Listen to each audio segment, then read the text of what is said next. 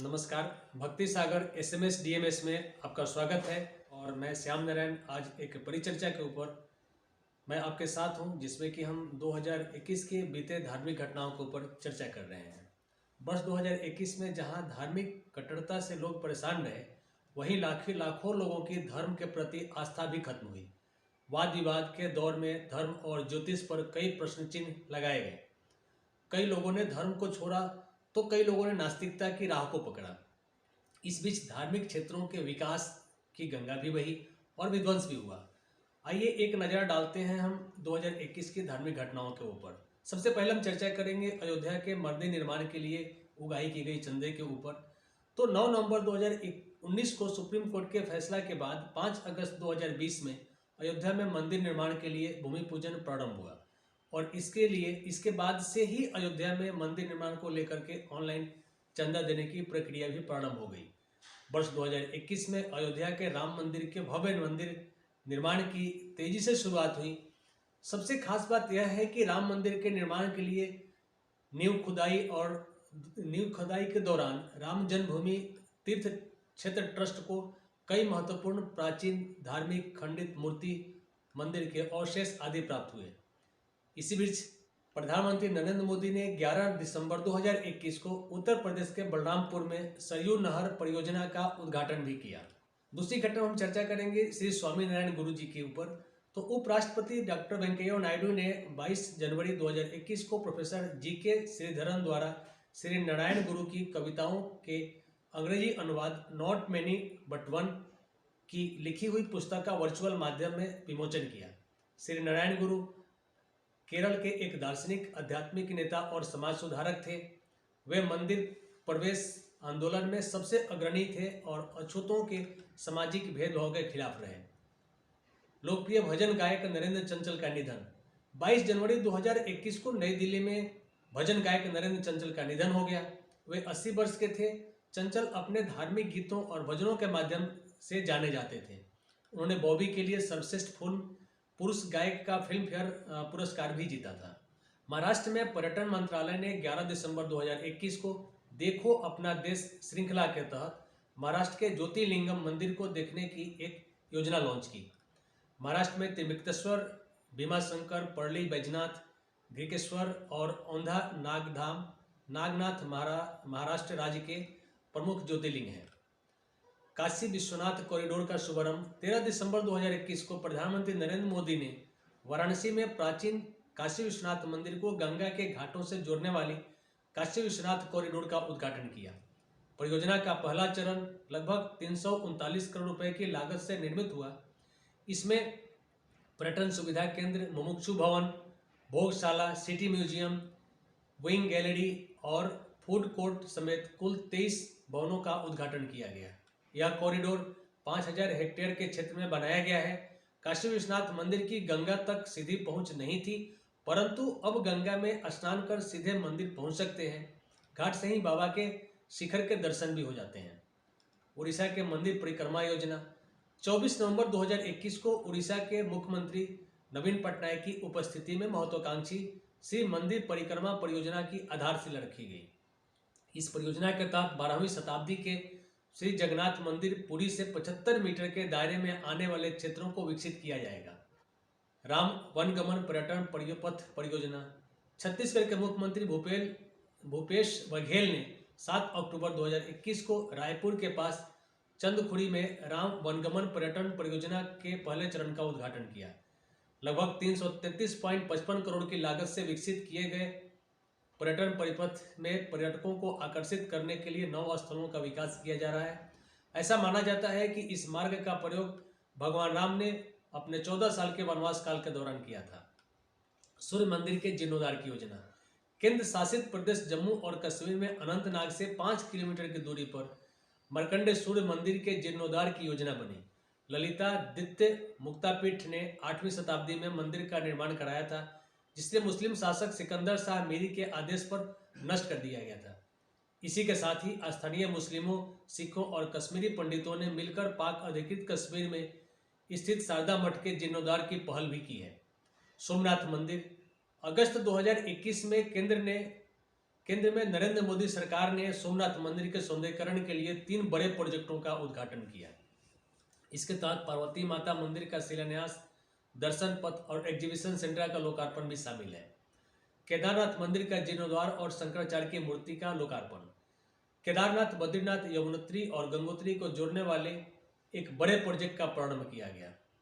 2016 में इसकी नींव रखी गई थी और अब कार्य प्रगति पर है। 2025 तक यह कार्य पूरा हो जाने की संभावना है। हाल ही में केदारनाथ मंदिर का जीर्णोद्धार कार्य की पीएम मोदी ने समीक्षा की। केदारनाथ धाम पुनर्निर्माण का कार्य लगभग 80% पूरा हो चुका है।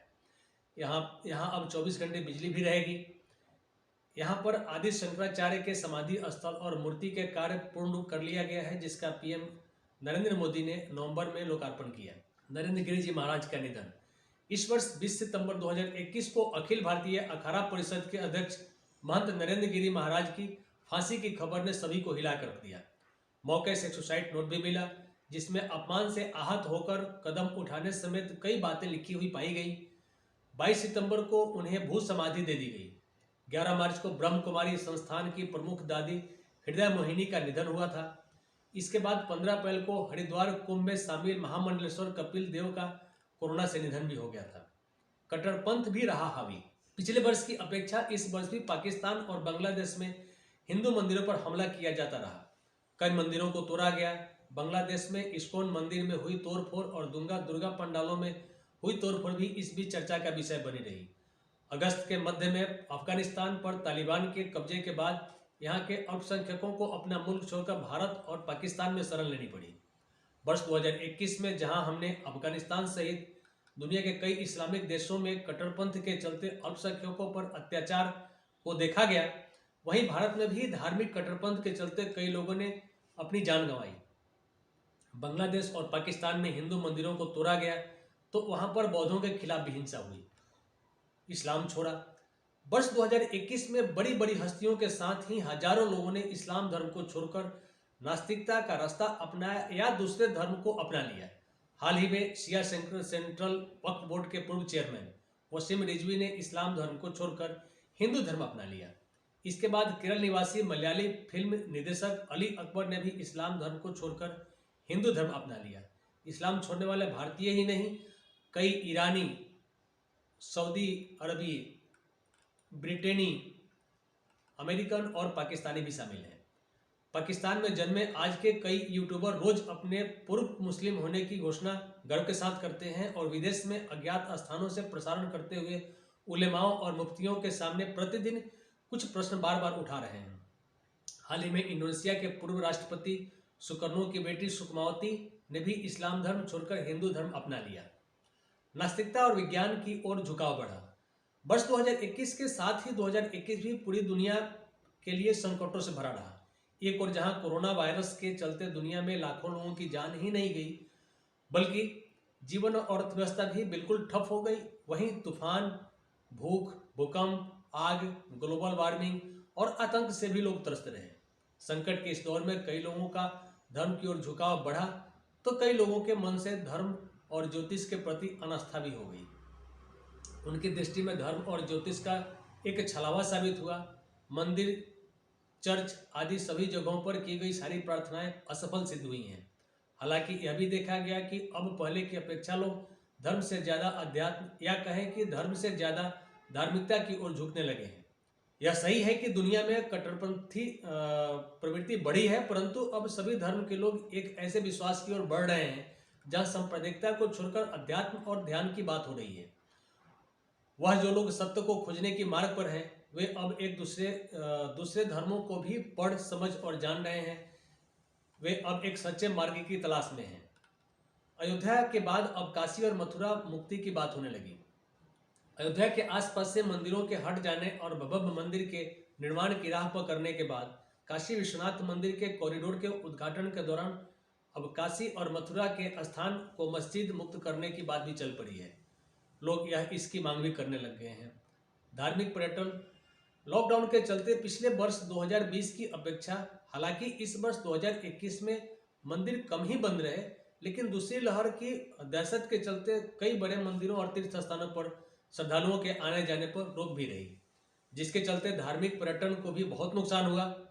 हालांकि धार्मिक पर्यटन को बढ़ावा देने के लिए केंद्र सरकार ने बहुत कुछ किया, जैसे चारधाम सड़क निर्माण योजना, राम वनगमन तीर्थ परियोजना, बौद्ध सर्किट, काशी विश्वनाथ कॉरिडोर, सोमनाथ और केदारनाथ की विकास परियोजना इत्यादि।